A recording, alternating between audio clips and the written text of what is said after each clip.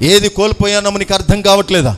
ఏ సన్నిధిని కోల్పోయానో నీకు అర్థం కావట్లేదా? ఏ ప్రార్థన అనుభవం కోల్పోయావు నీకు అర్థం కావట్లేదా? ఏ సంగతులు దేవుని గురించి సాక్ష్యం చెప్పావో ఆ సాక్ష్యము చెప్పడానికి, ఆ దేవుని సన్నిధిలో గడపడానికి ఇప్పుడు నువ్వు రాకుండా ఏ సాక్ష్యం చెప్తున్నావు నీకు తెలియట్లేదా?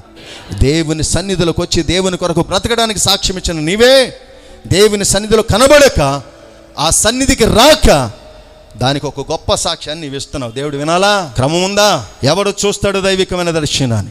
ఎవడు చూస్తాడు క్రమమైన పద్ధతిని? ఎవడు కనబడతాడు సియోనులో? ఎవడు నేర్పించాలి మీకు? దేవునికి స్తోత్రం కలుగునుగా. విన్న వాక్యం మన జీవితంలో వ్యర్థమైపోతుందేమోనని, ప్రయాస కష్టమైపోతుందేమోనని పౌలు బహు బాధపడిన రీతిగా వాక్యము చెప్పే ప్రతి బోధకుడు కూడా బాధపడుతూ ఉంటాడు.